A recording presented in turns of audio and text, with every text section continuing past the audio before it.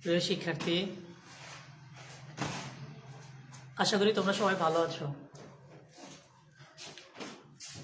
মহান আল্লাহ পাকের অশেষ রহমতে আমিও ভালো আছি। আমরা উচ্চ মাধ্যমিক পদার্থবিজ্ঞানের প্রথম পত্র নিয়ে আলোচনা করছি। তোমাদের সাথে আছি আমি মোহাম্মদ জাকির হোসেন, প্রভাষক পদার্থবিজ্ঞান, বালিয়াডাঙ্গা খানপুর কলেজ, মনিরামপুর, যশোর। বন্ধুরা, আমরা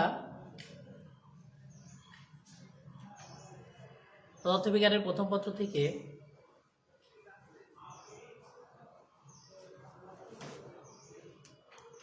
যে থিওরিগুলো পড়েছি, নিশ্চয়ই তোমরা এই থিওরিগুলো বাসায় প্র্যাকটিস করেছো।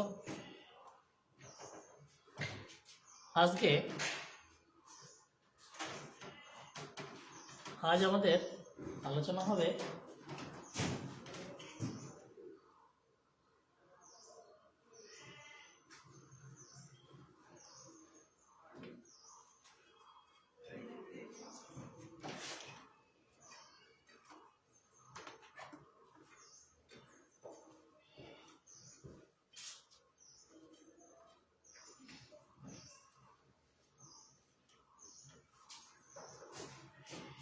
পদার্থবিজ্ঞানের প্রথম পত্র থেকে। তো আমরা আজকে আলোচনা করব শিশির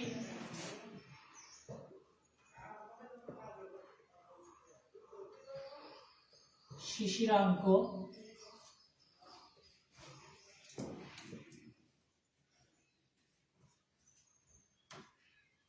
আর্দ্রতা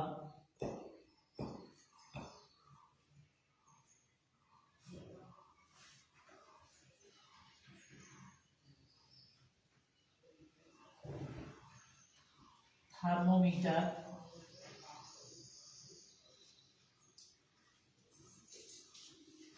এই সমস্ত বিভিন্ন বিষয় নিয়ে আমরা আজকে আলোচনা করব। তো প্রথমেই আমরা শিশির এবং শিশিরাঙ্ক সম্পর্কে যখন আলোচনা করতে চাই, এই শিশিরাঙ্ক বিষয়টা তাপ এবং তাপমাত্রার সাথে সংশ্লিষ্ট। তাহলে আমাদের জানতে হবে তাপ এবং তাপমাত্রা বিষয়টা কি।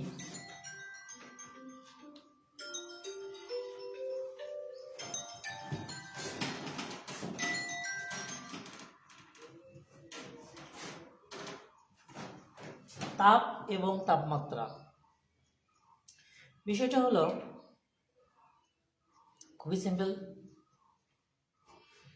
একটা বস্তু কতটুকু উষ্ণ, কতটুকু শীতল, অর্থাৎ কতটুকু গরম, কতটুকু ঠান্ডা, সেটা যে বিষয়টা নির্ভর করে সেটা হচ্ছে তাপমাত্রা।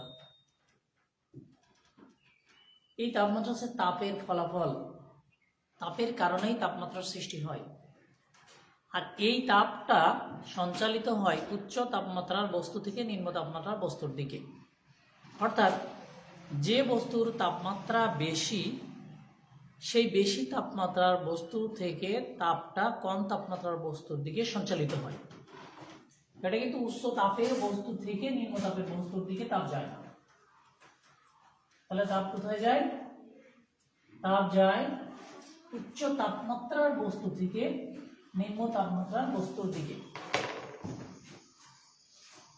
তাপ কি? তাপ হচ্ছে এক প্রকার শক্তি, এক প্রকার শক্তি যা কোনো বস্তু কতটুকু গরম বা ঠান্ডা সেটা নির্ধারণ করে।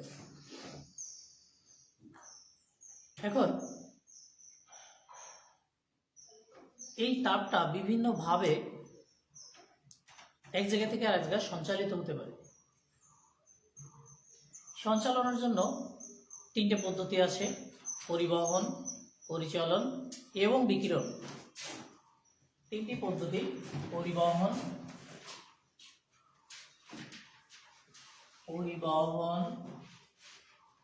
পরিচলন আর হচ্ছে বিকিরণ।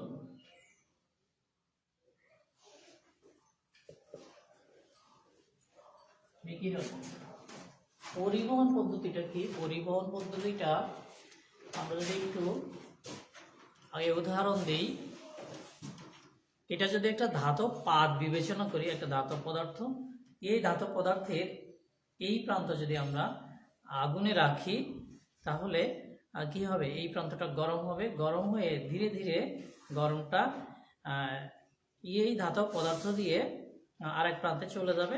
আমি যদি হাত দিয়ে ধরে রাখি আমার হাতে উষ্ণতা অনুভব করব, গরম অনুভব করব, তাই তো বিষয়টা? এখানে কি হয়? এখানে ঘটনাটা হয় এই যে ধাতব বস্তু, এই ধাতব বস্তুতে যখন তাপ দেওয়া হচ্ছে, এই প্রান্ত তাপ পেয়ে এই ধাতব পদার্থের অণুগুলো কি হচ্ছে? কম্পন বেড়ে যাচ্ছে, কম্পন বৃদ্ধি পাচ্ছে।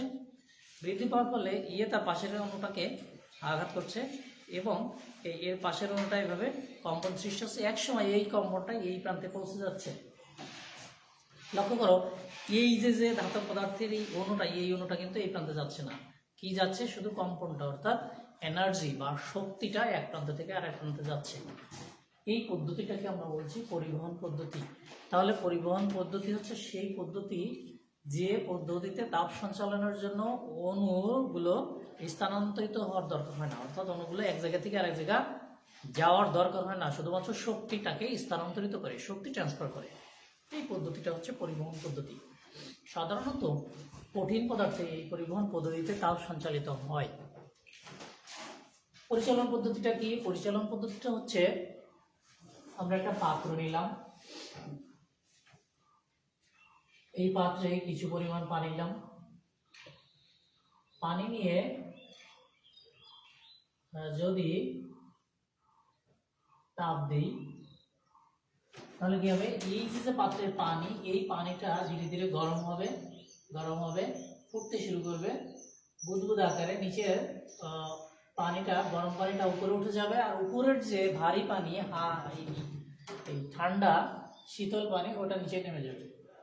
নিচে নেমে ওইটা আবার গরম হবে, গরম হয়ে ওইটা আবার উপরে উঠে যাবে, আবার উপরের ঠান্ডা পানিটা নিচে নামবে তাপমাত্রার পার্থক্যের কারণে। যে পানিটা গরম হবে সেই পানিটা হালকা হয়ে উপরে উঠে যাবে, আবার উপর থেকে তুলনামূলকভাবে কম তাপমাত্রার যে পানিটা সেটা নিচে নেমে যাবে। এইভাবে একসময় সমস্ত পাত্রের পানিটা গরম হয়ে যাবে। এই পদ্ধতিটা হচ্ছে বিকিরণ পদ্ধতি, পরিচালন পদ্ধতি। অর্থাৎ এখানে পদার্থের অণুগুলো এক জায়গা থেকে আরেক জায়গায় স্থানান্তরিত হয়, এক জায়গা থেকে আরেক জায়গায় চলে যায় এবং তাপ সঞ্চালন করে, তাপের আদান প্রদান করে। তাপটা এইখান থেকে পানির কণাটা নিয়ে উপরে যায়। এই পদ্ধতিটাকে বলা হয় পরিচালন পদ্ধতি। অর্থাৎ যে পদ্ধতিতে তাপ সঞ্চালনের জন্য কি হয়? পদার্থের অণুগুলোর স্থানান্তর হয়, এক জায়গা থেকে আরেক জায়গায় যাওয়ার প্রয়োজন হয়, সেই পদ্ধতিটা হচ্ছে পরিচালন পদ্ধতি। সাধারণত তরল পদার্থে এই পরিচালন পদ্ধতিতে তাপ সঞ্চালিত হয়, এক জায়গা থেকে আরেক জায়গায় যায়। বিকিরণ পদ্ধতিটা কি? বিকিরণ পদ্ধতি হচ্ছে, লক্ষ্য করো, সূর্য থেকে যখন তাপটা পৃথিবীতে আসে তখন এই তাপটা কোনো মাধ্যম ছাড়াই পৃথিবীতে আসে। পৃথিবী থেকে, ভূপৃষ্ঠ থেকে আমরা যদি উপরের দিকে উঠতে থাকি তাহলে ধীরে ধীরে কি হয়? ধীরে ধীরে বায়ু শূন্য স্থানে পৌঁছে যায়, অর্থাৎ সেখানে বাতাসও নেই, কোনো মাধ্যমও নেই। এই যে মাধ্যম ছাড়া তাপটা এক জায়গা থেকে আর এক জায়গায় সঞ্চালিত হয়, এই পদ্ধতিটা হচ্ছে বিকিরণ পদ্ধতি।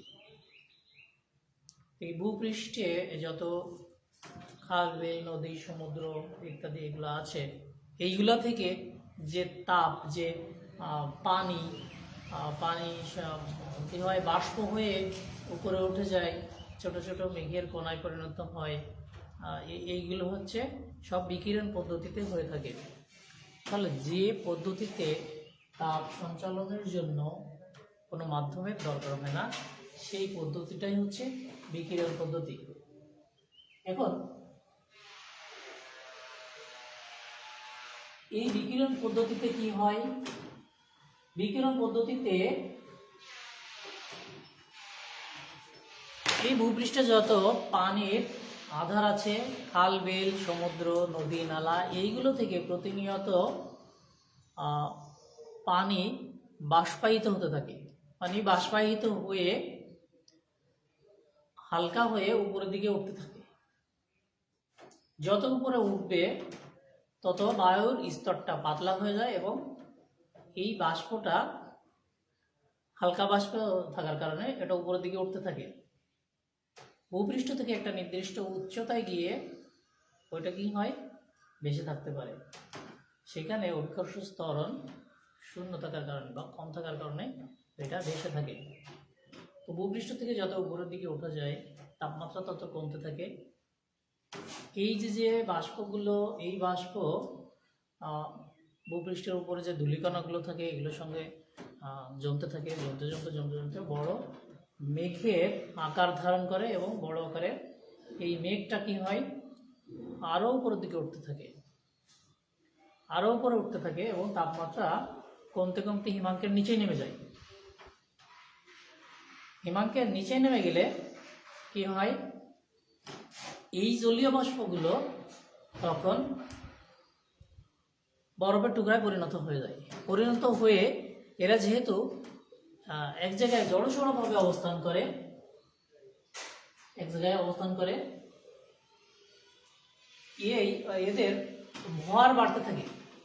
ভর বেড়ে যাওয়ার কারণে এরা আর বায়ুশূন্য অবস্থায় বা অভিকর্ষ ত্বরণের প্রভাবে এরা তখন নিচের দিকে, এই বরফের টুকরাগুলো নিচের দিকে পড়তে থাকে। নিচের দিকে পড়তে থাকে, বাতাসের ঘর্ষণ এরা কি হয়, গলতে থাকে, গলতে গলতে বৃষ্টি পানির কণায় পরিণত হয় এবং নিচের দিকে ভূপৃষ্ঠে বৃষ্টি হিসাবে পতিত হয়। এখন কোন একটা অঞ্চলের এই জলীয় বাষ্প সব যে মেঘের আকারে উপরের দিকে উঠে যায় এরকম না। কিছু জলীয় বাষ্প ভূপৃষ্ঠে থেকে যায়, ভূপৃষ্ঠে ধুলি বালি এগুলোর সাথে লেগে থাকে, ভূপৃষ্ঠে ভাসতে থাকে।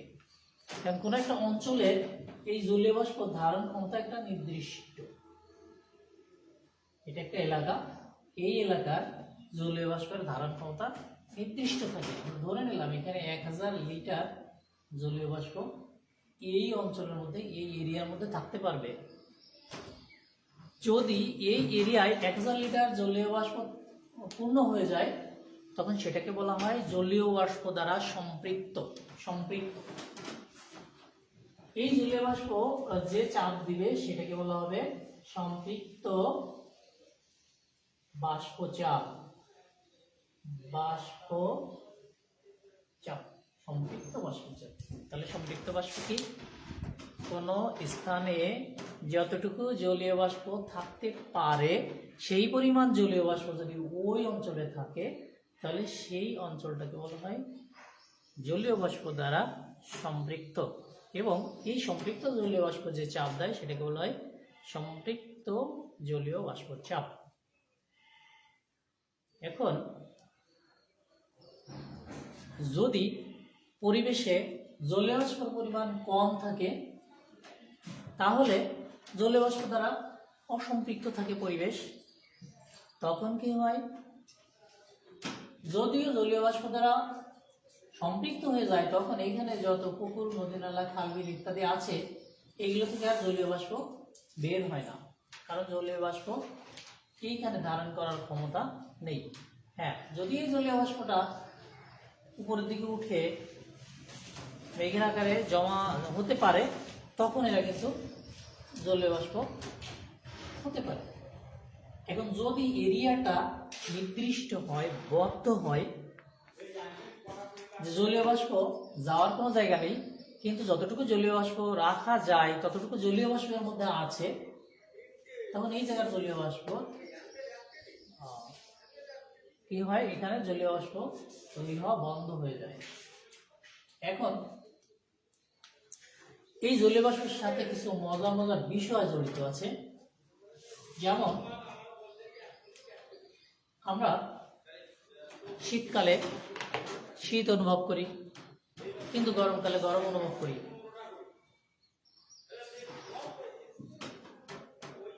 কি কারণে এটা হয়? এটা হয় এই কারণে যে আমাদের শরীর একটা বড় একটা ইঞ্জিন। এই ইঞ্জিনে প্রতিনিয়ত তাপ সৃষ্টি হয়, তাপ তৈরি হয়। কিভাবে হয়? আমরা বিভিন্ন প্রকার খাদ্য খাবার খাই, এগুলো খাওয়ার কারণে আমাদের শরীরে এনার্জি তৈরি হয়। এই এনার্জি আমাদের শরীরে তাপমাত্রা ব্যালেন্স রাখার জন্য আমাদের পানি খেতে হয়। এই আমাদের প্রয়োজনীয় যে পানি, সেটার অতিরিক্ত যে পানিটা, সেটা বাষ্প আকারে আমাদের শরীর থেকে বের হয়। আমাদের শরীরে যে ছোট ছোট পশম থাকে, এই পশমের গোড়ায় ছিদ্র থাকে, এই ছিদ্র দিয়েই জলীয় বাষ্পটা বাইরে বের হয়। আর জলীয় বাষ্প যখন বাইরে বের হয় শরীর থেকে, তখন সে কি করে? শরীর থেকে কিছু তাপ বাইরে বের করে দেয়। আমরা যখন চুলায় রান্না করি, ভাত রান্না করার সময় আমরা দেখি ভাতের হাঁড়ির উপর থেকে একটা ধোঁয়া মতো বের হয়, ওটা জলীয় বাষ্প। ওটায় হাত দিলে তোমরা লক্ষ্য করবা আমাদের হাতে গরম অনুভব হয় এবং হাত ঘেমে যায়। কেন? এটার কারণ হচ্ছে ওই জলীয় বাষ্পে পানি থাকে এবং ওই পানিটা কি নিয়ে যায়? তাপ নিয়ে যায়। তো আমাদের শরীর থেকে এভাবে তাপ বের হয়। শরীরের পশমের গোড়া থেকে যে ছোট ছোট ছিদ্র থাকে, এটা দিয়ে তাপ বেরিয়ে যায়। কিভাবে? জলীয় বাষ্পের আকারে। এখন গরমকালে যে ঘটনাটা ঘটে, গরমকালে